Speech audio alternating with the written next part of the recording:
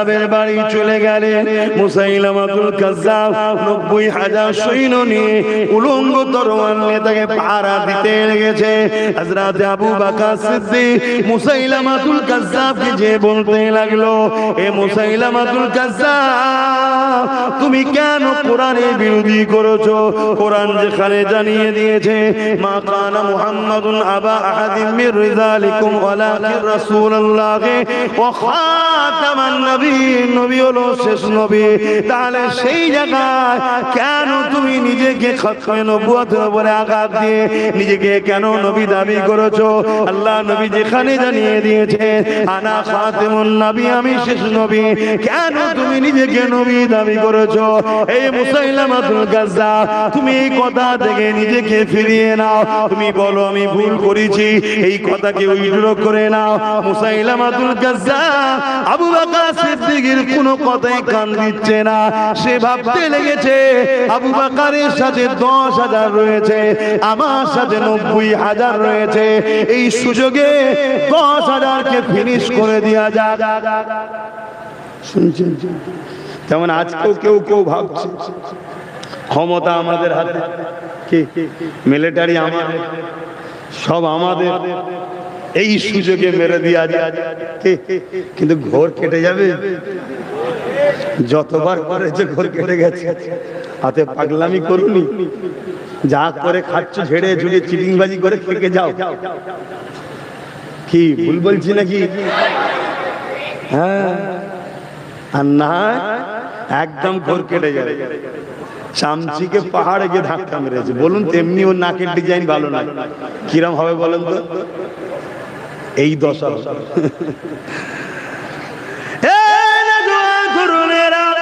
মুসাইলামাতুল কাজ্জাব আর কোনো কথা না শুনে ইশারা করে দিল তার জালিম বাহিনীকে। হঠাৎ করে সাহাবা হুজুরদের উপরে হামলা করে দিল। যুবক ফতোয়া শুনে লাও এখান থেকে, মশলা জেনে লাও এখান থেকে। হঠাৎ করে হামলা করে দিল। এই হামলা করে দেওয়ার পরে আচমকা হামলা দে আমার নবী বিপদ করবে। 100 বছর ইবাদত, কোরআন নাজিল হয়েছে, কোরআন নাজিল হয়ে ওই রাতের মাকামে তো হয়েছে। আর এই মাদ্রাসাতে সেই কোরআন পড়ানো হয়, তাহলে এই মাদ্রাসার সম্মান মর্যাদা আছে না নাই? আর যারা এই মাদ্রাসাকে মহব্বত করবে, কোরআনিয়া শিক্ষাকে পিয়ার করবে, তাদেরও আল্লাহ পাকের কাছে সম্মান মর্যাদা আছে না নাই?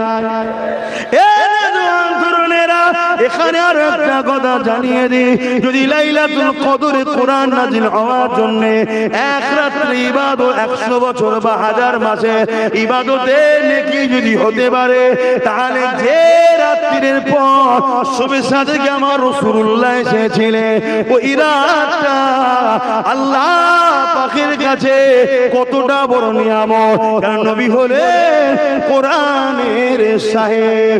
নবী যদি না আসতো কোরআন আমরা পেতাম না, নবী যদি না আসতো দ্বীন আমরা পেতাম না, নবী যদি না আসতো শরীয়ত আমরা পেতাম না। নবীকে যদি আল্লাহ না বানাতে আদম থেকে শুরু করে কাউকে বানাতেন না। সেই নবী পাক যে রাত গিয়ে শুভে সাদেকের সময় এসেছে, ওই রাতের গুরুত্ব কতটা, এই জন্য উলামারা বলেছে হাজার কদরের থেকেও বড় রাত হলো ঈদে মিলাদুন নবীর রাত।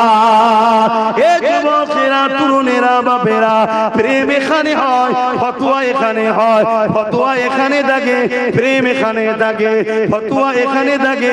এ দলিল ছাড়া কথা বোঝে না, এ চোখে ছাড়া, এমন করে দিমাগ ছাড়া, দেখা ছাড়া, ধরা ছাড়া, শুকা ছাড়া, শোনা ছাড়া এ চলে না, এ কিছু বোঝে না। এ দলিল লাগে, এর দলিল লাগে। এই জন্য শরীয়তের দলিলের প্রয়োজন।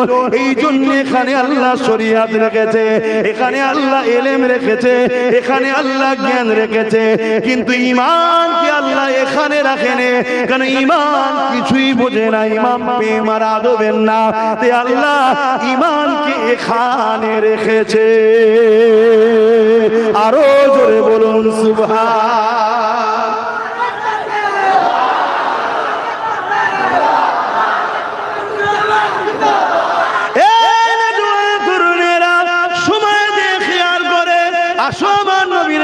মিলাদের আলোচনা করে নে। কেন মিলাদের আলোচনা করতে হবে? আল্লাহ পাক কোরআনের মধ্যে জানিয়ে দিলে কুল বিফাদিলিল্লাহি ওয়া বিরহমাতিহি ফাবিযালিকা ফালিয়াফরাহু বড় কাফলাম কুল মা মানা ফরমাইয়ে নবীকে আল্লাহ বললেন আপনি বলুন বিফাদিলিল্লাহি ওয়া বিরহমাতি আল্লাহর ফজল পে রহমত পে ফাবিযালিকা ফালিয়াফরাহু দুনিয়ার মানুষ জানো খুব আনন্দ খুশি বানায়। আল্লাহ পাক নিজে জানিয়েছে আমার ফজল পে আমার রহমত পে খুশি বানা। নবীর থেকে বড় ফজল আর কিছু না, নবীর থেকে বড় রহমত আর কি হতে পারে? এই যুবকেরা সূরা আম্বিয়ার মধ্যে আল্লাহ জানিয়ে দিলে ওমা আরসালনাকা ইল্লা রাহমাতাল লিল আলামিন। আল্লাহ বললেন রহমত পে খুশি বানা। আর নবী পাঠিয়ে আল্লাহ বলছে মুহাম্মদ রাসূলকে আমি তামাম আলমের জন্য দয়া করে পাঠিয়েছি। এ যুবকেরা আমার নবী পাক আল্লাহর বড় ফজল আল্লাহ কোরআনের মধ্যে জানিয়ে দিলে এ দুনিয়ার মানুষেরা লাকাদ মান্নাল্লাহু আলাল মুমিনিনা ইয বাসা ফীহিম রাসূলা। সমস্ত নবী আল্লাহর পক্ষ থেকে নিয়ামত, কিন্তু কোন নবী পাঠিয়ে আল্লাহ বলেন আমি ihsan করেছি দয়া করেছি, কিন্তু আমার রাসূলুল্লাহকে পাঠিয়ে আল্লাহ কোরআনে জানালে হে মুমিন মুমিনারা আমি আল্লাহ তোমাদের উপরে মুহাম্মদ রাসূলকে পাঠিয়ে বড় ihsan দয়া করলাম। এই জন্য तमाम পৃথিবীর আহলে সুন্নাত ওয়াল জামাত সুন্নি মানুষেরা নবীর মিলাদুন নবীকে ঈদে মিলাদুন নবীর মাহফিল হিসাবে বানায়। কারণ নবী মুমিনদের জন্য নিয়ামত, এই নবী পেয়ে আমরা ধন্য হয়েছি, এই আমরা নবীর মিলাদের মাহফিল বানাই। আর একটু আগিয়ে চলে আল্লাহ পাক কোরআনের মধ্যে জানালে ওয়াম্মা বিনিমাতি রাব্বিকা ফাহাদ্দিস। এ দুনিয়ার মানুষেরা আমার নিয়ামত পেয়ে তাহাদিস করো, প্রচার করো, প্রচার করো। আমার আল্লাহ পাক নবী পাক আমার আল্লাহ পাকের সবথেকে বড় নিয়ামত। আল্লাহ নিয়ামত পেয়ে তাহাদিস করতে বলছে, চর্চা করতে বলছে, আলোচনা করতে বলছে। এই আল্লাহর সবথেকে বড় নিয়ামত হলো নবী। এই সারা বছর নবীর আলোচনা হবে, হওয়াটাই দরকার, কিন্তু এই মাসে নবী আল্লাহর নিয়ামতটা এসেছে, আশার আলোচনাটা এই মাসে বেশি বেশি হয়। আসেন আমার নবী পাকের আম্মা জানেন একটা কথা বলি শোনেন। আম্মা জান আমিনা বলতে লাগলেন আব্দুল্লাহ সঙ্গে আমার যখন নিকাহ হয়ে গেল, প্রথম রাত্রিরে আব্দুল্লাহর আমি এক জায়গায় হলাম। হওয়ার পর আব্দুল্লাহর পেছিনাতে নূরে মুহাম্মদ রাসূল যে চমক ছিল, ওটা আমি আমিনা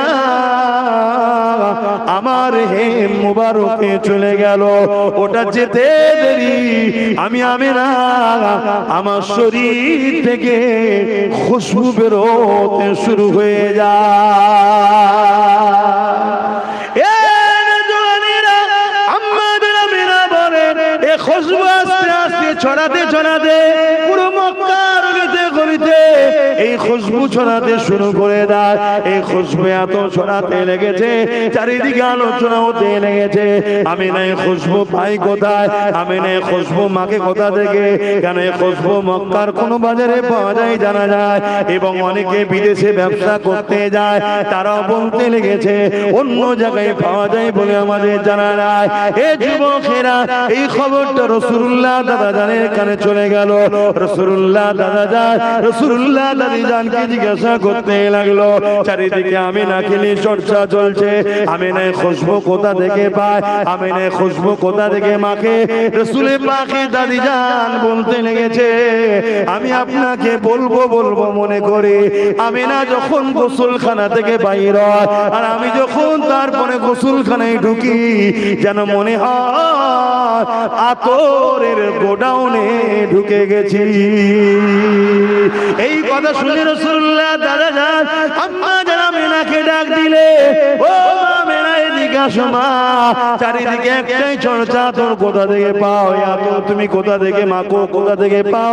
আম্মা আমেনা বলতে লেগেছে আব্বা তোর আমার নয়। থুতুটা জমিনে নিক্ষেপ করলেন, থুতু থেকে খুশবু বাইর হতে শুরু হয়ে গেল। আম্মা যেন আমেনা বলতে লাগলেন আব্বা এ খুশবু আমেনা কোনো খুশবুই তো মাখে না, এ খুশবু হলো যিনি আমার পবিত্র মুবারকে আছে, এই খুশবু তিনার খুশবু। আরো জোরে বলুন সুবহান। আমি যখন কুয়ার ধারে যাই, কুয়ার ভেতর থেকে সালাম আসতে লাগে, আমি না সালাম তোমাকে, মোবারকবাদ তোমাকে। আমি না গিয়ে যেতে লাগলাম, খাবড়ে খাবড়ে গিয়ে দেখে কুয়ার পানিটা কানা পরিমাণ এসে গেছে এবং কুয়া থেকে আওয়াজ আসতে লেগেছে সাইয়্যিদুল মুরসালিনের আম্মা কি দরকার ছিল পানি আনতে আসার, হুকুম করলে গিয়ে ঘরে বাটি ভরে দিয়ে আসতা।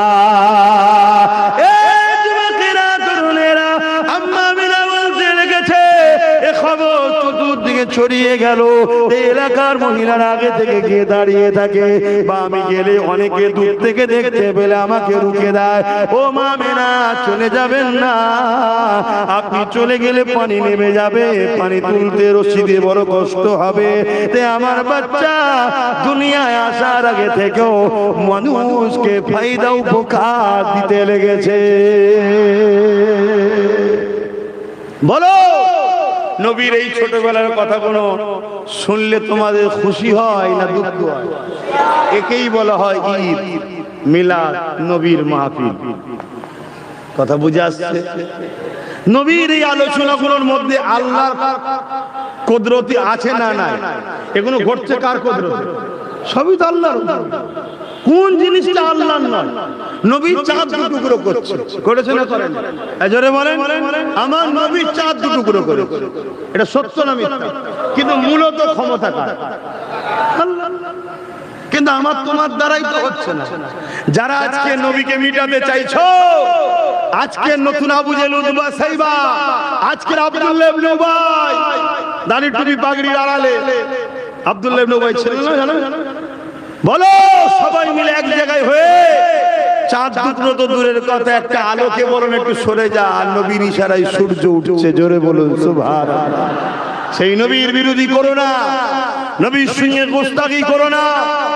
আল্লাহর কায়ের আসবে, আল্লাহর আযাব আসবে, ভূমিকম্প আসবে, জলজলা আসবে, তুফান আসবে, বৃষ্টি আসবে, খরা আসবে, মানুষ অনাহারে শেষ হয়ে যাবে, খোদার মার থেকে রেহাই পাবে না। তাই প্রত্যেকটা গুস্তাখে রাসূলকে বলবো, দাড়ি চেঁচে হোক আর দাড়ি রেখে হোক, টুপি খোলা হোক আর টুপি পরা হোক, মুহাম্মদ রাসূলের দুশমনি যারা করবে আল্লাহ তাদেরকে জাহান্নামের কুকুর তো বানাবে। আমরাও দুনিয়ায় তাদের বিরুদ্ধে জান মাল দিয়ে লড়াই চালিয়ে যাব, ঠিক না বেঠে? আবার এই কথা বললে অনেক আমাদেরই মোল্লারা বলে, আব্বাস সিদ্দিকীর বক্তব্য দেখেছেন কেমন যেন টুকরো, কেমন একটা যেন রাগী, কেন তাদের কলজের পানি শুকিয়ে যায় নাকি? হ্যাঁ, খব্বিস তো শয়তান। শয়তানরা ভেতরে ভেতরে আমার নবীর উম্মতকে সব প্যারালাইসিস রোগী করে দিয়েছিল। ভুল বলছি? এই যে যুবক ছেলেগুলো সব এসেছে, এরা সব জলসায় আসা ছেলে, ঠিক করে বলো, এরা জলসে আসা ছেলে। যদি আসি ফুচকার দোকানে আড্ডা টাড্ডা দিয়ে হাই হ্যালো করে পালাতো। ভুল বলছি? আল্লাহকে সাক্ষী রেখে বলো, আজকে এইসব যুবকরা মাহফিল করছে, হাজার হাজার মাহফিল করছে, ইয়ং ছেলেরা হাজার হাজার জায়গায় মাহফিল করছে, ইয়ং ছেলেরা, তারা আজকে মাদ্রাসা চালাচ্ছে। এই যে জোশ একটা যুব সমাজের মধ্যে আসছে, এই জোশ নবীর আলোচনার মাধ্যম দিয়ে আসে।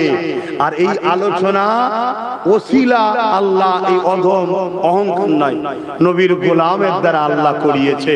এতে আমাকে টার্গেট, এই জন্য আমার উপর এত রাগ, আমার উপরে এত ক্ষোভ। এই জন্য শোনো আমার বাপজানেরা, মায়েরা, তোমাদের বাচ্চা বলছি, হতে পারে আপনারা আমার থেকে অনেক বয়সে, দাদুর বয়সী, দাদির বয়সী, কিন্তু আমার কথা আগেও ছিল যে আজও তাই। পুরো পৃথিবীতে একটাই রাজনীতি চলছে, ইসলামকে মিটিয়ে দাও। একটাই রাজনীতি পুরো পৃথিবীতে চলছে, ইসলামকে মিটিয়ে দাও। তাহলে তুই রাজনীতির নামে যদি ইসলামকে মিটাতে চাস, তাহলে নবিয়ানা মেম্বারে বসে নবীর উম্মতকে ওই জালিম জুলুম অত্যাচারী রাজনীতির নামে যে ইসলাম মিটানো ষড়যন্ত্র, তার বিরুদ্ধে বলা দরকার আছে না নাই? তাই আমি কথা বলি। আর এই কথা যখন বলি, ওই জালিম নেতাদের ভাড়াটিয়া উলামা আর জালিমদের মুনাফিক মুসলমান গুলো আমার বিরুদ্ধে লেগে গেছে। আমার কোনো অসুবিধা নেই, আপনাদের অসুবিধা হচ্ছে? আমার পিছনে লেগেছে, আমার কোনো অসুবিধা নেই। এদের কিছু করতে পারবে না। এদেরকে আল্লাহ একটা ফুসকুরি দিলে মার শেষ মানে ঠিক করতে পারে না। এ বোঝেন ফুসকুরি? আল্লাহ একটা ফুসকুরি দিলে সারাবার ক্ষমতা আছে? চুলকোনা দিলে মিটাতে পারে? যে চুলকোনা মিটাতে পারে না, সে বলছে ইসলাম মিটিয়ে দেবো। আজীব ব্যাপার না? অতএব এই জানটা আল্লাহ আমায় দিয়েছে, মুহাম্মদ রাসূলের গোলামি করবি। আর মুহাম্মদ রাসূলের গোলামি যে করবি, আমি আল্লাহ তোকে আমার পেয়ারা করে নেব। জোরে বলুন সুবহানাল্লাহ। সিস্টেমটা ঠিক এটা। হাওয়া খেতে যাও, পাখার ডান্ডা ধরে ঘোরাস নি, সুইচটা টেপ হাওয়া হবে। আমায় পেতে চাস, সুইচ টেপ অর্থাৎ মুহাম্মদ রাসূলের কাছে যা, অটোমেটিক আমি ফায়দা দেব। বুঝাবার জন্য বলছি, কেন আপনারা আম মানুষ তো নাই, বুঝবেন কি করে? শুধু আর সব তো মৌলী সাহেব বসে নেই, এই জন্য একটু সাইডে যেতে হয়। তো যাক, সেই জায়গায় আমার মিশন একটাই, আমার লক্ষ্য একটাই। আমি চাই আমার বাপ, আমার মা, আমার ভাই, আমার বোন, এদের হৃদয়ের মধ্যে হুজুরকে ঢুকাতে চাইছি। জানি ভুল আছে, এদেরকে কোনোদিন আমার দরবারে গেলে কেউ বলতে পারবে না বলেছি প্যান্ট শার্ট পরবি না। আমি বলি না। অনেক আমার এই কথা শুনে বলবো, দেখেছো প্যান্ট শার্ট পরতে নিষেধ করে না। হুজুর যেদিন এদের পূর্ণাঙ্গ ঢুকে যাবে, এরা হুজুরের রঙে নিজেরাই রঙিন হয়ে যাবে। পাগল তো তাকে বলা হয় যে মর্জিনার মতো চুল কেটেছে। মর্জিনা বোঝেন? সেই ব্রাজিলের একটা খেলোয়াড়, শুধু এই জায়গায় চুল রেখেছে, সব ছাঁচা। কি ব্যাপার রে? বলছে এটা আমার খেলোয়াড়ের পছন্দ। কেন? ওকে ভালোবাসে। ওই ভালোবাসার নেশা যখন এদের দিলে ঢুকে যাবে না, এদের মুখে দেখবেন অটোমেটিক দাড়ি বেরোচ্ছে, অটোমেটিক মাথায় টুপি উঠছে, অটোমেটিক জুব্বা ঢুকছে, অটোমেটিক পায়জামা পাঞ্জাবি পরছে, অটোমেটিক মসজিদে যাচ্ছে, অটোমেটিক কি বলে হজ করতে যাচ্ছে। সব আস্তে আস্তে আল্লাহ গজিয়ে নেবে। কেন? আমার নবী যে হবে, আল্লাহ তাকে জাহান্নাম দেবে না। তো যখন জাহান্নামে দেবে না, জান্নাত যাবার মতো তৈরি করতে হবে। তো তৈরি করার তো কাজ আমার নয়, জিনার কাজ। তিনি ঠিক এদেরকে চেঞ্জ করতে হবে। জোরে বলুন ইনশাআল্লাহ, বলুন ইনশাআল্লাহ।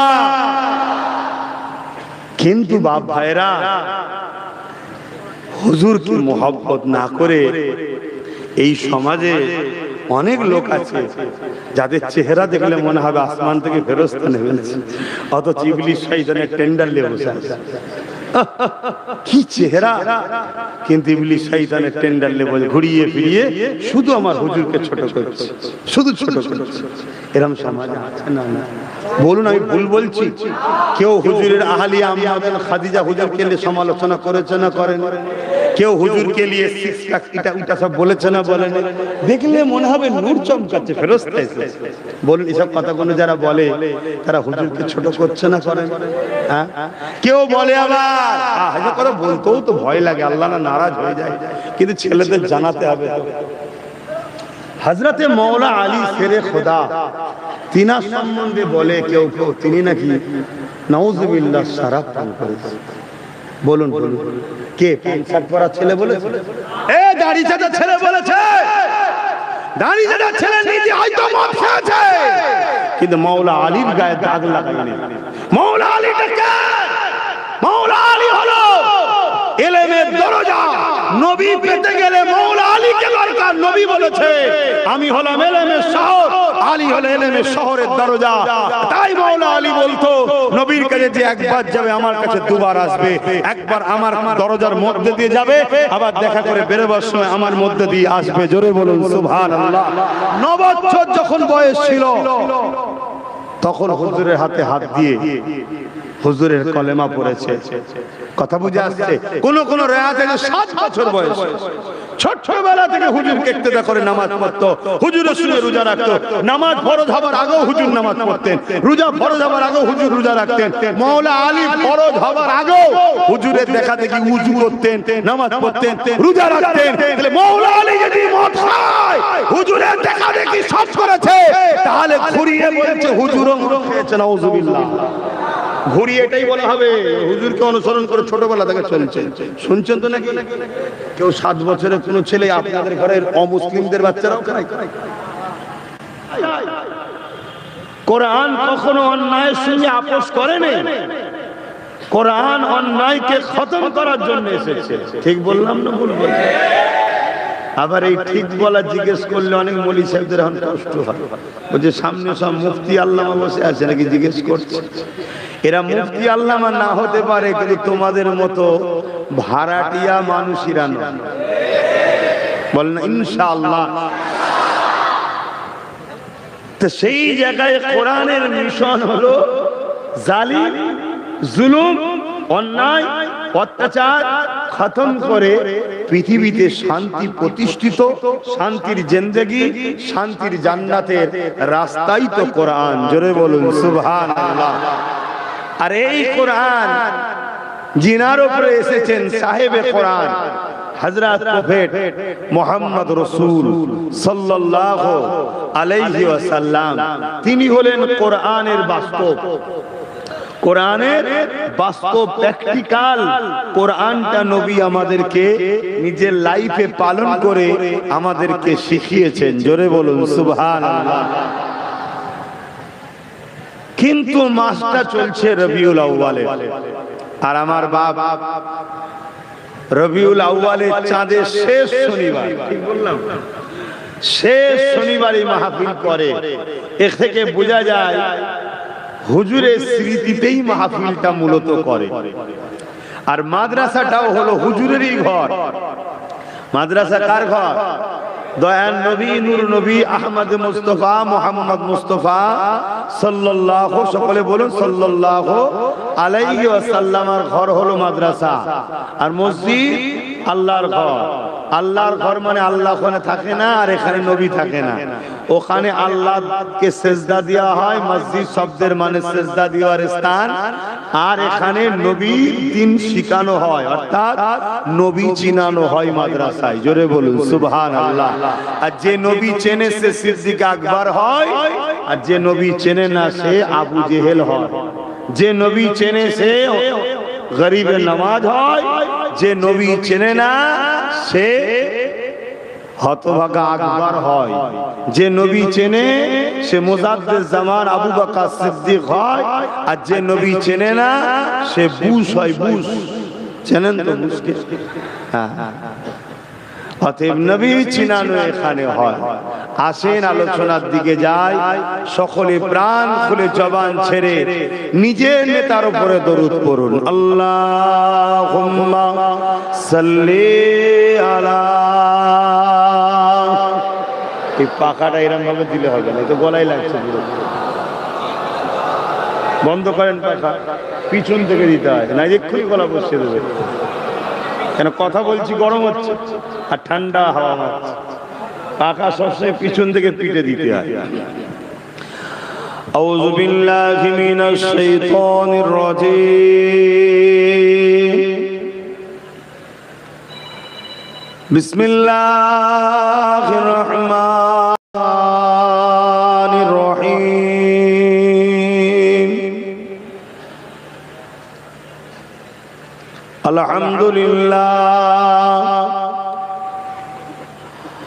আলহামদুলিল্লাহ নাহমাদুহু ওয়া নাস্তাঈনুহু ওয়া নাস্তাগফিরুহু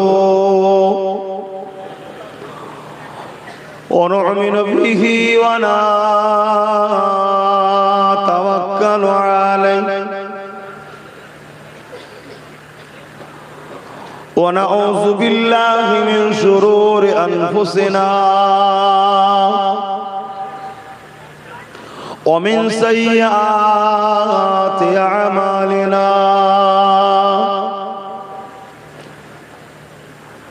من يهدي الله فلا مضل له ومن يضلله فلا هادي له ونشهد أن لا إله إلا الله وحده لا شريك له ونشهد أن سيدنا وحبيبنا ومولانا محمدا عبده ورسوله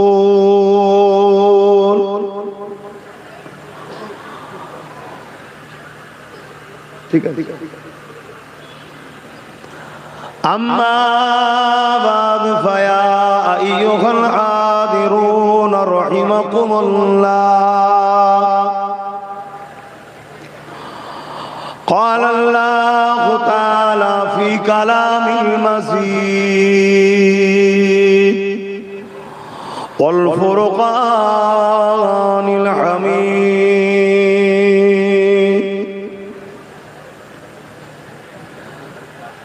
إن الله وملائكته يصلون على النبي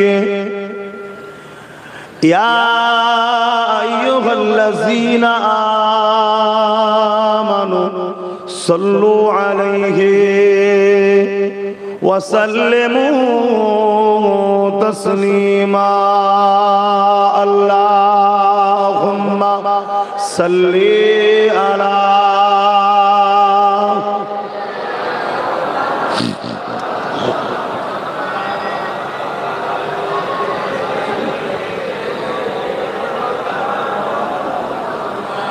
मोहब्बते अल्लाहुम्मा सल्ली अला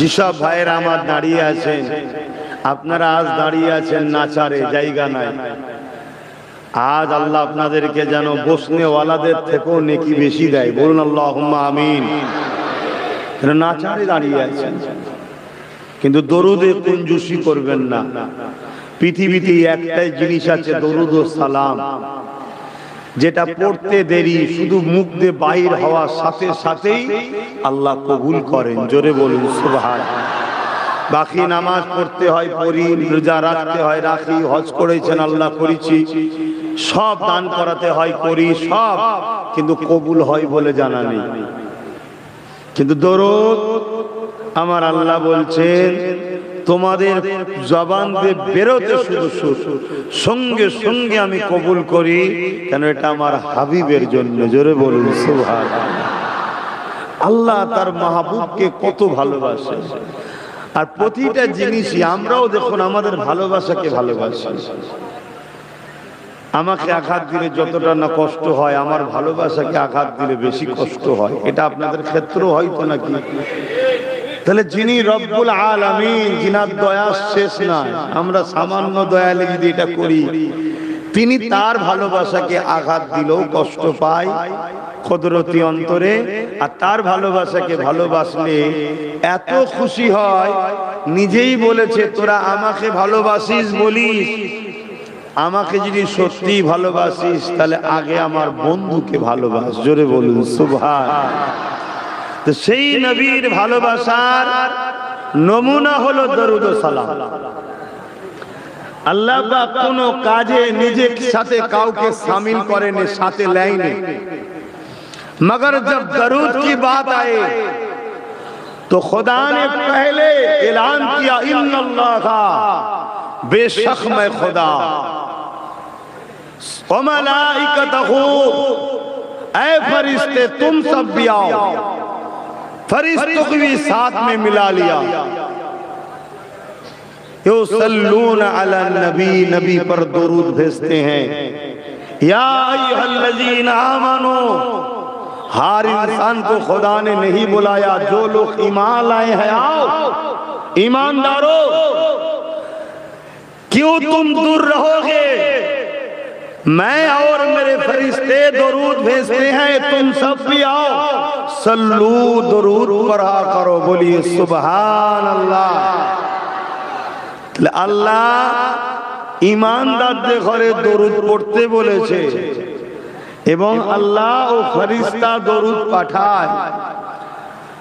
আসেন সেই নবীর উপরে আমরা দরুদে যেন কঞ্জুসি না করে ফেলি, এটা প্রত্যেকে নিজের নিজের দায়িত্ব রাখবেন। দরুদের ফজিলত সম্বন্ধে আপনারা সবাই জানেন। এতটুকু বলে যায়, কোন দোয়া কবুল হয় না দরুদ ছাড়া। জমিন আসমানের বিচখানে ঝুলতে থাকে। জোরে বলুন সুবহানাল্লাহ। তাই গোস্তাগে রাসূলরা আমাদেরকে দরুদ ছাড়াচ্ছে যাতে আমাদের দোয়া কবুল না হয়। আর কবুল হয়ে গেলে বদরের মতো কমাচি তো কি হয়েছে, জিতে যাব। এজন্য প্ল্যান মাফিক আমাদের দোয়াকে রদ করার জন্য দরুদ ছাড়ানো হচ্ছে।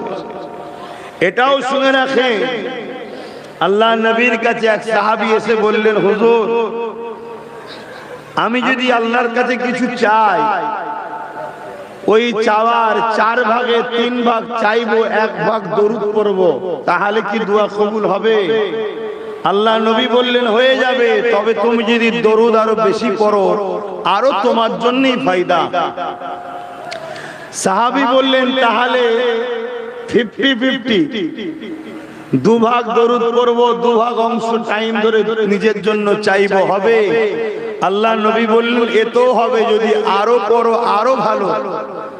সাহাবী বলছেন, তাহলে 3 ভাগ দরুদ পড়ব, 1 ভাগ সময় দোয়া চাইবো।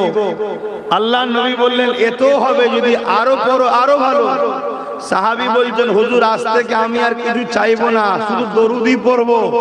আল্লাহ নবী বলছেন, তাহলে তোমার অন্তরে যা আছে সবটাই কবুল আল্লাহ করবে। জোরে বলুন সুবহানাল্লাহ, আরো জোরে বলুন সুবহানাল্লাহ। আরো একটা কথা বলে যায়, এক ছেলে সংসারের অভাবে ধার করেছে। একে ধার করে বলেছে অমুক দিন দেবো, দিতে পারেনি। আর একজনের থেকে ধার করেছে, বলছে অমুক দিন দেবো, অভাব, দিতে পারেনি। আর একজনের থেকে ধার করেছে, অমুক দিন দেবো, দিতে পারেনি। একদিন 3 জন মিলেই কাজীর কাছে বিচার দিয়েছে। তখন তো বিচারক কাজী ছিল, কাজীর কাছে বিচার দিয়েছে। কাজী সাহেব ওই ঋণ যে করেছে ব্যক্তিকে 3 দিন সময় দিয়েছে। 3 দিনের মধ্যে সবার ঋণকে শোধ করে দাও। যুবকরা শোনো, আজ তোমরা অনেকে নাকি বলে অভাব হচ্ছে, ঋণ হয়ে যাচ্ছে, এরকম সময় অনেকে বলে। এর সমাধানের রাস্তা বলছি, সমাধানের রাস্তা বলছি। যাদের রুজি ছোট আছে রাস্তা লাও, ঠিক লাইনে নেই বলেই তো বিপদ আমাদের। তো ভাইরা আমার, কাজী সাহেব বললেন 3 দিন সময় দিলাম, 3 দিনের মধ্যে যদি ঋণ শোধ করতে না পারো তোমাকে জেলে দেবো এবং বেতের আঘাত দেবো। যুবকটা জেলের ভয়ে আর বেতের আঘাতে বড় ঘাবড়ে গিয়ে কাঁদছে। যেমন আমাদের ছেলেগুলো প্রথম জেল শুনে খুব ভয় খেত, এখন সব ওরা জেলের যা খুশি মনে করছে, হই হই করছে। আমি দেখছি তখন আগে বিরাট ভয় খেতে, এই ভয় খেলেই ভয় দেখাবে। তো যাক, যুবকটা খুব ভয়ের মধ্যে কাঁদাকাটি করছে। আর এমন সময় এক দরবেশ মানুষ এসে বলছে, বাবা ছেলে তুমি এরকম কাঁদাকাটি করছে কেন, কি হয়েছে? বলছে, আমি নিজের জ্বালায় নিজে চলছি, আপনি যান, দেখে তো মনে হচ্ছে আপনাকে দিলে ভালো হয়, গরিব ফকির মানুষ, আমার সমস্যা কি শুনবেন? আরে বাবা বলো কি হয়েছে? ছেলেটা বলেছে যে আমি এরকম ঋণী, আমি ঋণগ্রস্ত, তা আমাকে যে কাজী বিচার হয়েছে 3 দিনের মধ্যে শোধ না করতে পারলে জেল দেবে, মারবে, আমি অভাবী পাবো কোথায়? তখন ওই দরবেশ মানুষ বলছে, কোনো চিন্তা করোনি, সব হয়ে যাবে। বলছে কি করে? বলছে আজকে যাও, ঘরে গিয়ে ভালো করে পাক পবিত্র গোসল হয়ে আতর গোলাপ মেখে ঈশান নামাজ পড়ো, পরে দরুদ পড়তে শুরু করো, দরুদ পড়তে শুরু করো। প্রত্যেকটা মুসিবতকারীর মুসিবত, প্রত্যেকটা দুঃখীর দুঃখ মিটানোর জন্যই তো আল্লাহ নবীকে রাহমাতাল লিল আলামিন করেছে। জোরে বলুন সুবহানাল্লাহ। নাই কিসের জন্য করেছে? দেখাবার জন্য? সমস্যা সমাধান করার জন্যই তো রহমত দরকার।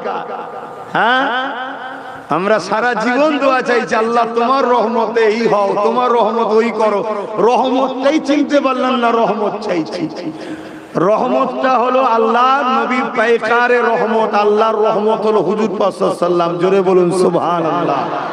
অতএব যার সাথে হুজুর আছে তার মানে আল্লাহর রহমত আছে, আর যার সাথে হুজুর নেই আল্লাহর রহমত নেই। তো হুজুর পাক সাল্লাল্লাহু আলাইহি ওয়াসাল্লামের উপরে দরুদ পড়ো। ছেলেটা গিয়ে ঈশার নামাজ পড়ে গোসল টোসল করে আতর গোলাপ রেখে ঈশার নামাজ পড়ে দরুদ পড়া শুরু করেছে। ও দরুদ তো আলাদা দরুদ হচ্ছে, এক জেলের ভয়, মার খাবার, আবার হুজুরের মহব্বত, দরুদ পড়েই যাচ্ছে। তাহাজ্জুদ হয়েছে, তাহাজ্জুদের নামাজ পড়েছে, দরুদ পড়ছে। কিছুক্ষণ পরে ছেলেটার চোখ জুড়ে গেছে। হালকা বয়সে ছেলে, নামাজ পড়ে হয়তো রাত জাগা অভ্যাস নেই, ঘুমিয়ে পড়েছে। চেহারায় অদ্দুহার সঙ্গে দিদার হচ্ছে। জোরে বলুন সুবহানাল্লাহ। আমার নবী বলছে বাবা কেঁদো না, চিন্তা করো না, তুমি আমার উপরে দরুদ করেছো। শোনো, অমুক সুলতান, কেউ না কেউ লিখেছে সুলতান আব্দুল হামিদের নাম বলেছে, তার মানে আজ থেকে 120-30 বছর আগের কথা। তা সুলতানের কাছে যাবে, গিয়ে বলবে যে আমাকে হুজুর পাঠিয়েছে, আমার এই অর্থ লাগবে, দিতে বলেছে, সে তোমায় দেবে, তুমি তোমার ঋণ শোধ করে দেবে। বাপ কেঁদো না, আর তুমি চিন্তা করো না। তখন খবের মধ্যেই বলছে হুজুর আমি যদি সুলতানের দরবারে যাই আমার মতো গরিবকে কি ঢুকতে দেবে না বিশ্বাস করবে? তখন বলবে সুলতানকে যে নবী পাঠিয়েছে, নবী পাঠিয়েছে। হুজুর যদি নবী আপনার কথা বলি সুলতান তো আমাকে আঘাত দেবে যে তুমি তোমার প্রয়োজনের জন্য নবীকে খারাপ জায়গায় ব্যবহার করছো। তখন আল্লাহ নবী বললেন শোনো বাবা, আমার সাথে সুলতানের একটা ভালোবাসার কানেকশন আছে, এটা কেউ জানে না। তোমাকে আমি এই রাজটা বলছি, সুলতানের পরিবারও জানে না, আল্লাহ তো জানে। এবার আল্লাহর কথা নতুন করে বলতে হবে মুমিনের কাছে, এটাই লজ্জাজনক। মুমিনের কাছে যদি বলতে হয় আল্লাহ জানে, এটাই তো দুঃখ যে কিসের মুমিন এগুলো। আপনারা ফতোয়া পড়েন না, মুমিন যদি জবাই করে ফেলে বিসমিল্লাহ বলতে ভুলে যায়, এটা খাওয়া যায় জানেন না কেন? মুমিনের অন্তরে বিসমিল্লাহ আছে, ও বেখিয়াল হয়ে গেছে। কিন্তু অমুসলিম বিসমিল্লাহ বললেও খাওয়া যায় না, কেন ওর অন্তরে আল্লাহ নেই। কি দুঃখ, ওয়াজ করার জায়গাও নেই। যারা মাদ্রাসার চৌকাঠে পা দেয় না তারা এখন ফতোয়াবাজি শুরু করে দিয়েছে। অহংকার নয়, আল্লাহ আমাকে যেটুকু দিয়েছে স্কুল থেকে মাদ্রাসা থেকে দুনিয়াবি মানে মানুষ আলেম ওলামা সোহবতে বসে সার্টিফিকেট যেটুকু আছে, দৌরা হাদিস এমএম করা আছে, পাশাপাশি কিছু এলেম, এসব কত রাজ বলা ঠিক নয়, কিছু এলেম যেটা কোনো মানুষের পক্ষ থেকে আসে না, অটোমেটিক দিলের মধ্যে আল্লাহ উদয় করে দেয়, ইলমে লাদুনিয়া যেটাকে বলা হয়। তো যাক, আমি যেটা বলতে চাইছি সেই রাজ হলো এটা। প্রতিদিন বাদশাহ, মন দিয়ে শুনবেন, প্রতিদিন বাদশাহ আমি রাসূল আমার উপরে 500 বার করে দরুদ পড়ে রাত্রিরে ঘুমাই। বলুন সুবহানাল্লাহ। আজকালকার এরকম কোন মুসলিম নেতা আমাদের আছে 5 বার দরুদ পড়ে ঘুমায়? তাহলে আমাদের কপাল ফাটবে না তো কাদের ফাটবে? আমি অমুসলিমদের কথা বলবো না, আমার জাতের কথা বলবো। আমাদের জাতের যারা ছোটখাটো নেতা হয়েছে, এমন কোন নেতা আছে 5 বার দরুদ পড়ে রাত্রিরে ঘুমায়? তাহলে কেন কপাল আমাদের ফাটছে বুঝতে পেরেছেন? আমাদের জন্যই। আমরা সেই সব লোককে নেতা করিনি যারা রাত্রিরে দরুদ পড়ে ঘুমাবে। আমাদের উচিত আলেম ওলামা ভদ্র সভ্য নেতা, সাধারণ ছেলেদের মধ্যে অনেক ভালো ছেলে আছে, তাদেরকে দাও যাদের দিলে হুজুর আছে। হুজুর যার দিলে থাকবে সে কখনো জালিম হতে পারে না। তো যাই হোক, এই কথাটা বাবা গত রাত্রিরে বাদশা দরুদ না পড়ে ঘুমিয়ে পড়েছিল। বাদশা জানে আর আমি জানি, অন্য কেউ তো জানে না। যাও তুমি এটা বাদশাকে বলবে, তাহলেই বাদশা বুঝে যাবে যে হ্যাঁ হুজুরই বলেছে। যে অনেক বড় কথা, যুবকটা বাদশার কাছে গেল, যাওয়ার পরে ইজাজত নিয়ে ভেতরে প্রবেশ করলো। যাওয়ার পরে বললেন জাহাপানা আপনার সঙ্গে খাস কথা আছে, কারো সামনে বলা যাবে না। রাজ কি বাত রাজ মেই তো होता है। তো বাদশা তার খাস লোককে উজির যারা ছিল সাইড করে দিল, দিবার পর বলছে হুজুর আল্লাহর নবী আমাকে পাঠিয়েছে। বাদশা তো বলল আরে বিয়াদব কোথাকার, তুমি নবীর দোহাই দিচ্ছ কেন, কি লাগবে তোমার বলো। হুজুর আমার অর্থ লাগবে। আমি সত্যিই বলছি হুজুরই আমায় পাঠিয়েছে। বাদশাদের তো একটু মিজাজ হবে ভাই, মিজাজ না হলেও হয় না, মিজাজ না হলেও হয় না, রাজত্ব উল্টে যাবে। এই যে আমরা মাঝে মাঝে মিজাজ দেখে অনেক লোক বলে হুজুরেরা তো মিজাজ হবে কেন, হুজুররা তো মাটির মানুষ হবে না। যদি মিজাজ না থাকে বিয়াদব মুরিদ ঘাড়ে উঠে নাচবে, একটু মিজাজ থাকা দরকার।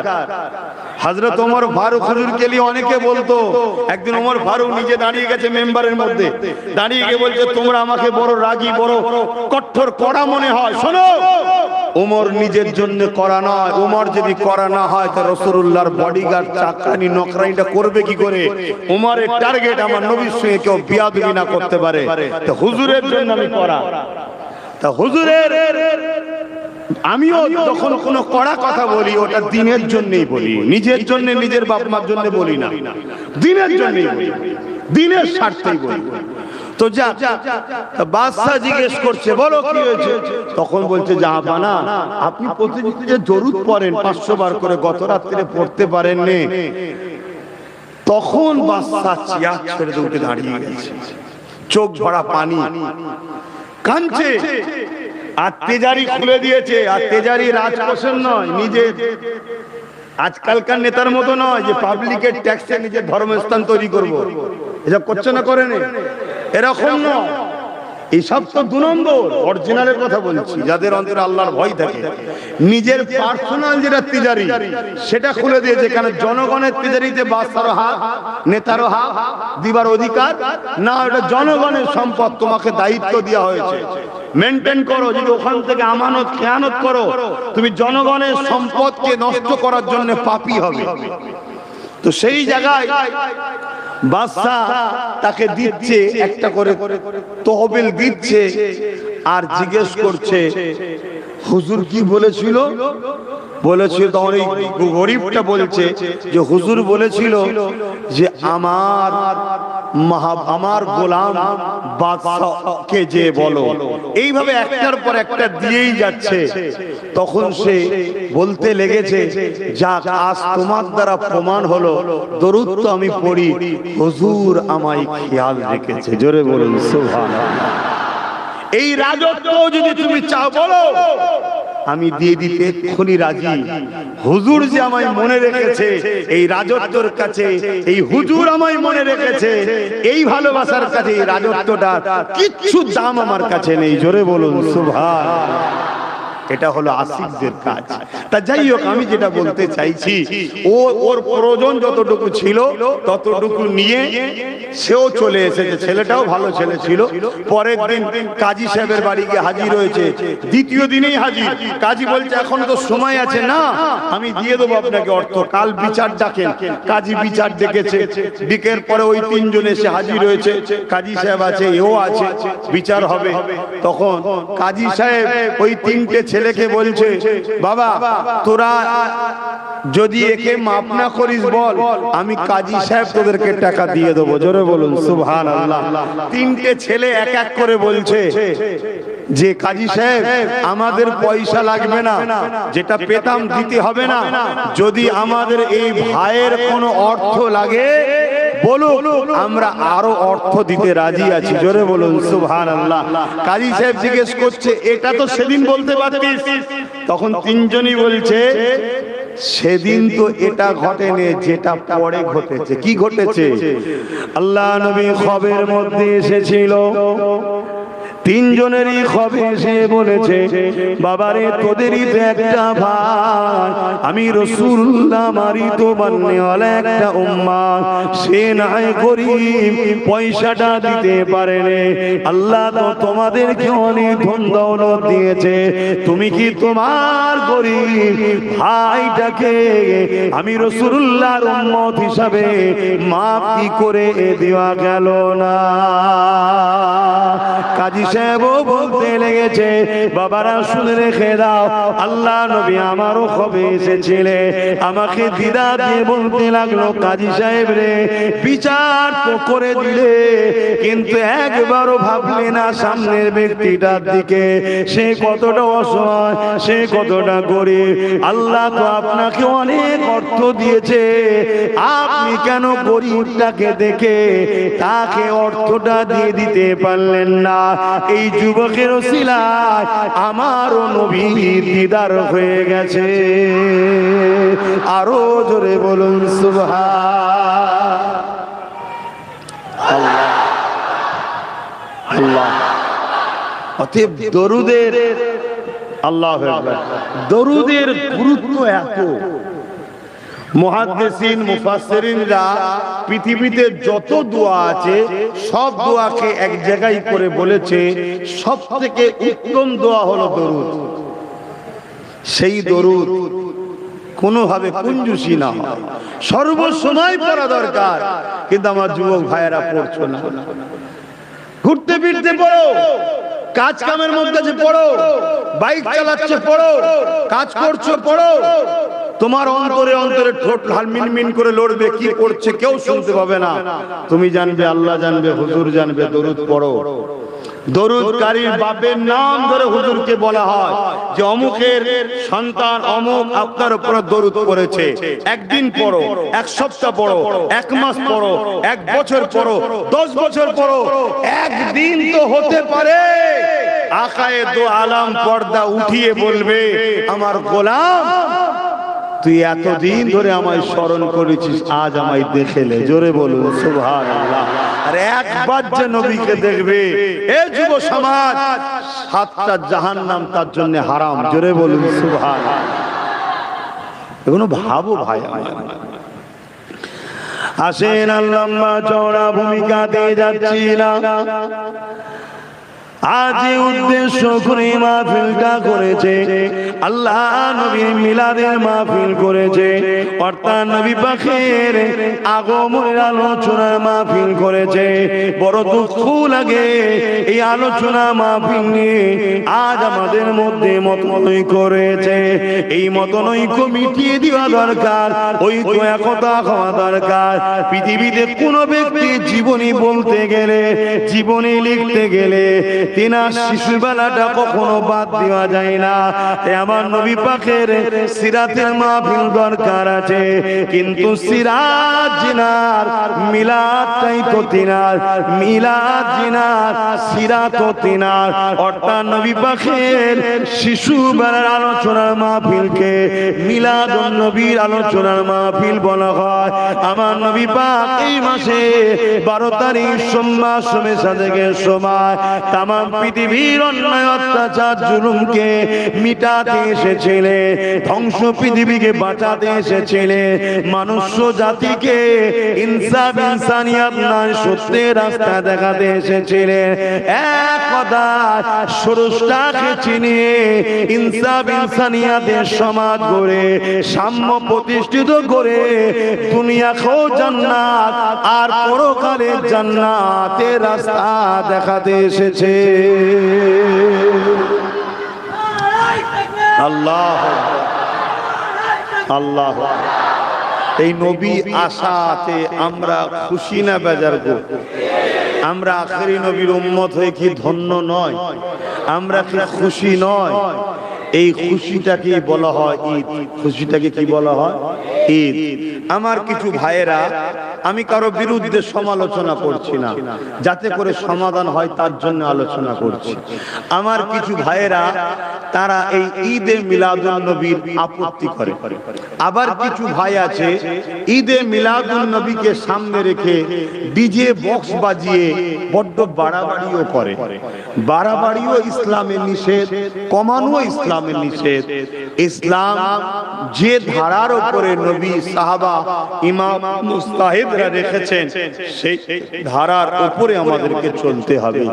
তাহলে প্রথমে জানা যাক ঈদে মিলাদুন নবী মানে কি। ঈদ মানে এমন একটা ঘটনা, এমন একটা ওয়াকিয়া যেটা ঘটে একবার, আসে বারবার, আর যখনই আসে আমাদের মধ্যে আনন্দ হয়, এমন ওয়াকিয়াকে বলা হয় ঈদ। এমন ওয়াকিয়াকে কি বলা হয়? ঈদ। আর মিলাদ বাংলাতে বলা হয় জন্ম। মিলাদের বাংলা কি? জন্ম। যেমন আমাদের জন্ম সার্টিফিকেট, বার্থ সার্টিফিকেট, ঠিক তেমন আরবের বাচ্চাদের সার্টিফিকেটের উপরে মিলাদ লেখা থাকে, তার মানে জন্ম সার্টিফিকেট। কিন্তু আমার নবীর ক্ষেত্রে আমরা জন্ম বাংলা এই ওয়ার্ডটা ব্যবহার করব না। কেন করব না? সব বাংলা আমার নবীর শানে খাটানো যায় না। কেন? আমরা জন্ম বলতে তার অস্তিত্ব মনে করি। একটা বাচ্চা জন্ম হয়েছে কালকে, আমরা মনে করি এই বাচ্চার অস্তিত্ব শুরু হলো। কিন্তু আমার নবী পাক সাল্লাল্লাহু আলাইহি সাল্লামের তো 12 রবিউল আউয়াল থেকে তিনি নবী নন, সেই দিনই তো তিনি শুরুটা নয়, তিনি তো তারও হাজার হাজার হাজার হাজার হাজার হাজার হাজার, কত হাজার বলবো, আগো মুহাম্মদ রাসূল নবী রাসূল ছিলেন। জোরে বলুন সুবহানাল্লাহ। আমরা যে কোরআন শরীফটা পেয়েছি এটা তো লাউহে মাহফুজ থেকে এসেছে। লাউহে মাহফুজে অরিজিনাল কপি আছে, ওখান থেকে ধারাবাহিকভাবে ওই আয়াতগুলো আমার নবীর উপরে রোজার মাসে ধারাবাহিকভাবে নাজিল হয়েছে। কথা বুঝে আসছে? তা আমার আল্লাহ পাক আমার এই কোরআনের মধ্যে একটা সূরা আছে, সূরা ইয়াসিন। আমার আল্লাহ তার হাবিবকে ডাকছে, ইয়াসিনটা আমার নবীর নাম। ইয়াসিন ওয়াল কুরআনিল হাকীম ইন্নাকা লামিনাল মুরসালিন। অর্থাৎ হে আমার ইয়াসিন, অর্থাৎ যিনি প্রেজেন্ট আছে অলরেডি তাকে ডাকছে, হে আমার ইয়াসিন, বিজ্ঞানময় কোরআনের কসম, ইন্নাকা লামিনাল মুরসালিন, অবশ্যই আপনাকে আমি প্রেরিত করেছি নবী রাসূল করে। জোরে বলুন সুবহানাল্লাহ। তো সেই জায়গায় এটা কিন্তু কোরআন পেয়েছি রাসূল আসার পরে, কিন্তু এই কোরআন লাউহে মাহফুজে সবকিছু সৃষ্টির আগে, জমিন, পাহাড়, পর্বত, আদম, কি বলে ফেরেশতা, সবকিছু সৃষ্টির আগে ওই কোরআন সেখানে আল্লাহ লিপিবদ্ধ করে রেখেছে কলমের দ্বারা। কথা বুঝে আসছে? তখনও কিন্তু আমার নবী ছিলেন। এ বিষয়ে আর একটা কথা বলি, আমাদের সমাজে অনেকে ধারণা আল্লাহ নবী নাকি 40 বয়সে নবুয়ত পেয়েছে। এটা চরম একটা অসত্য, এটা ঈমান ক্ষতিকারক একটা কথা। আমার নবী পাক 40 বছর বয়সে নবুয়ত পাইনি। আল্লাহ নবী 40 বছর বয়সে নবুয়তের এলান করেছে, নবুয়তের কাজ শুরু করেছে। আমার নবী তো তখন নবী ছিল। হযরত জিবরাইল আলাইহিস সালামকে আল্লাহ নবী একদিন জিজ্ঞাসা করলে, এ জিবরাইল আপনার বয়স কত? এটা হাদিস শরীফ বলছে, যুবক মন দিয়ে শোনে, আব্বা মায়েরা মন দিয়ে শোনে। আখিরি জামানা মানুষ আর টাকা পয়সা চুরি করছে না, মানুষ এখন ঈমান চুরি করতে নেমে পড়েছে। এ নওজওয়ানেরা, আল্লাহ নবী জিজ্ঞাসা করলেন, ও হযরত জিবরাইল আপনার বয়স কত? হযরত জিবরাইল বলতে লাগলেন, ইয়া রাসূলুল্লাহ, হাবিবাল্লাহ, এই সংখ্যা গুণে এইভাবে আমি বলতে পারি না, তবে ইয়া রাসূলুল্লাহ, হাবিবাল্লাহ, আমি একটা ওয়াকিয়া আপনাকে শোনাই, যেটা থেকে আপনি হিসাব করে না। এই ওয়াকিয়া হযরত জিবরাইল আলাইহিস সালাম বলেছিলেন, ইয়া রাসূলুল্লাহ, হাবিবাল্লাহ, আল্লাহ যখন আমাকে সৃষ্টি করেছে, না জমিন ছিল, না আসমান ছিল, না চাঁদ ছিল, না সূর্য ছিল, না পাহাড় ছিল, না পর্বত ছিল, না কাবা ছিল, না কিছুই ছিল, না আদম সাবিল্লাহ ছিল, ইয়া রাসূলুল্লাহ, হাবিবাল্লাহ, ইসরাফিলও ছিল না, মিকাইলও ছিল না, আজরাইলও ছিল না। আমি জিবরাইলকে যখন আল্লাহ বানালে, আমি মাথা তুলে আল্লাহ পাকের আরশ আজিমের নিচে একটা নূরের চাদর দেখতে পেলাম, ওই চাদরে একটা তারার চমক দেখলাম। ওই নূরের তারার চমকটা দেখে আমি জিবরাইল বড় দিবানা হয়ে গেলাম ওটাকে দ্বিতীয়বার দেখার জন্য।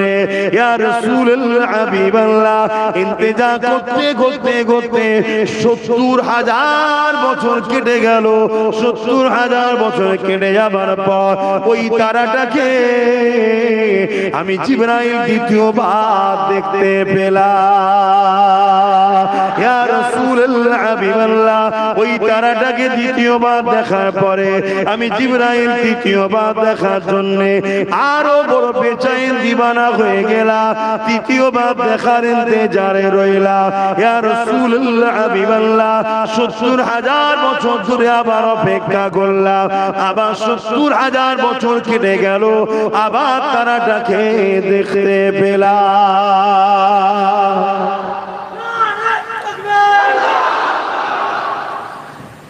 এভাবে আমি যত দেখি তারাটাকে, তার নূরের সৌন্দর্য, জ্যোতির সৌন্দর্য আমাকে এত আকর্ষণ করেছে, আমি প্রত্যেকবারে আবার দেখার অপেক্ষা করি। এই তারাটা আমি দেখেছি ৭০,০০০ বছর ছাড়া ছাড়া একবার করে। কত বছর ছাড়া ছাড়া? আর আমি দেখেছি মোট ৭২,০০০ বার। কম্পিউটার ফেল হয়ে যাবে, শূন্য আর আসবে না। আল্লাহ নবীকে যেই শোনাচ্ছে, আল্লাহ নবী বললেন, জিবরাইল ওই জ্যোতি, ওই তারাটা কে জানো? কি জানো? না। আল্লাহ নবী বললেন, ওটা আমি মুহাম্মাদুর রাসূল। জোরে বলুন সুবহানাল্লাহ, আরো জোরে বলো আল্লাহু আকবার। ইয়া রাসূলুল্লাহ, ইয়া রাসূলুল্লাহ, আমার নবী সবার আগে সৃষ্টি, এসেছে সবার পরে। কারণ আছে, কি কারণ আছে? এখন যদি কেউ এসে বলে, ইমাম সাহেব কালকে ঈদের নামাজ হবে, চাঁদ উঠেছে, ঘোষণা করে দেন, ইমাম সাহেব প্রথমেই জিজ্ঞেস করবে, ভাই আপনি দেখেছেন না শুনেছেন? বলবে শুনেছি। ইমাম সাহেব দেখছে যে লোকটা বলছে 100% সত্য কথা, মিথ্যা বলছে না, তারপরেও কিন্তু শোনা দেখা এক। আবার দুজনে আসলো, চাঁদ উঠেছে ঘোষণা করেন, ইমাম এখনো জিজ্ঞেস করবেন দেখেছেন না শুনেছেন? না শুনেছি। তারপরও দেখা তো নয়। 100 জন এসেছে একসাথে, ধরুন ইমাম সাহেব ঘোষণা করো, শরিয়াত বলছে জায়েজ। আর যে কজন এসেছে ইমামও জানে 100% সত্য বলছে, মিথ্যা বলার লোক নয়, তারপরও দেখা তো নয়। ঠিক এমন সময় একজন এসে বলল, ইমাম চাঁদ উঠেছে ঘোষণা করে, আপনি কি শুনেছেন না দেখেছেন? সে বলল, আরে আমি নিজের চোখে দেখেছি। আবার 10 জন আসলো, ইমাম সাহেব চাঁদ উঠেছে, আপনারাও দেখেছেন? না না আমরা শুনেছি। ইমাম কি বলবে? শোনাওয়ালার যখন সিলসিলা চলছিল তখন আসলে ভাই তোমাদের কথা ঠিক ছিল। দেখাওয়ালা হতে পারে একজন, দেখাওয়ালার পরে 1 কোটিও শুননেওয়ালার আর গুরুত্ব বলবেন তো? আদম আলাইহিস সালাম বললেন, লা ইলাহা ইল্লাল্লাহ, अल्लाह के सिवा दूसरा कोई माबूद ही नहीं। बेशक आदम सफीउल्लाह सच बोल रहे हैं। हजरते अमन को मूसा कलीमुल्लाह बोलने, ला इलाहा इल्लल्लाह, अल्लाह के सिवा कोई माबूद ही नहीं। बेशक सच बोल रहे, सत्य কথাই বলছে। ঈসা রুহুল্লাহ বলল, লা ইলাহা ইল্লাল্লাহ, अल्लाह के सिवा दूसरा कोई माबूद ही नहीं। 100% সত্য কথা। ও আদম সফিউল্লাহ, আল্লাহকে দেখেছে না শুনেছি? ও মুসা কলিমুল্লাহ, আল্লাহকে দেখেছে না শুনেছি? ও ঈসা রূহুল্লাহ, আল্লাহকে দেখেছে না শুনেছি? 1 লক্ষ যুগের উপরে নবী রাসূল পয়গম্বর যিনারা এসেছে, আল্লাহ আছে 100% সত্য কথা, কিন্তু দেখেছেন না শুনেছি। ঠিক এমন সময় 570 খ্রিস্টাব্দে বাড়ির রবিউল আউয়ালে সোমবার সাদেকের সময় এই মাসে আল্লাহ নবী নূহ নবী নবী আল্লাহ পাঠালে। তিনি এসে বলতে লাগলেন লা ইলাহা ইল্লাল্লাহ। আপনি শুনেছেন না দেখেছেন?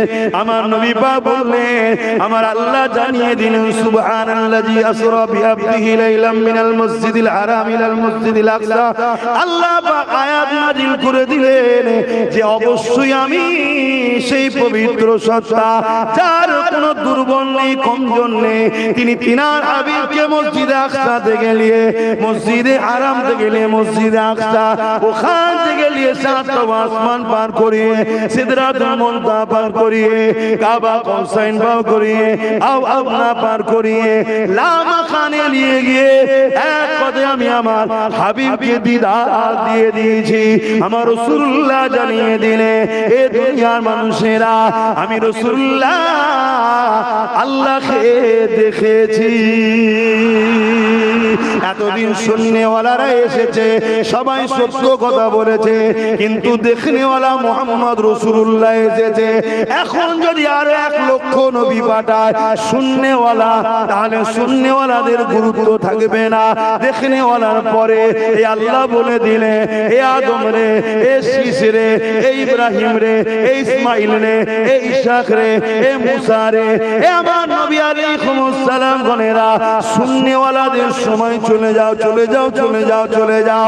শত শেষে দেখনেওয়ালা যাবে। দেখনেওয়ালার পরে যদি যাও, তোমাদের সমাজে বুকে শুননেওয়ালার পরে দেখনেওয়ালার গুরুত্বহীন হয়ে যাবে। তাই শুননেওয়ালাদের পাঠ আগে ক্লোজ করে দিয়ে শত শেষে আল্লাহ দেখনেওয়ালাকে পাঠিয়েছে। আরো জোরে বলুন, আরো জোরে বলুন।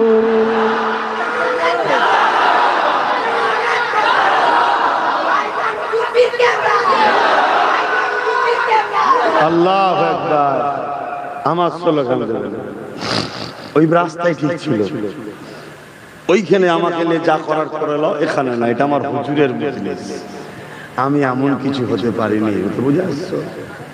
আমার হুজুরের কাছে আমি তিনার ঘোড়ার পায়ের ধুলো হতে পেরেছি কি জানি না। আহারে, তিনার পায়ের জুতো ধুলোর আশায় আর বলছে আমি ধন্য হব। কথা বুঝে আসছে? অতএব এইখানে না, এখানে হুজুরের স্লোগান দাও।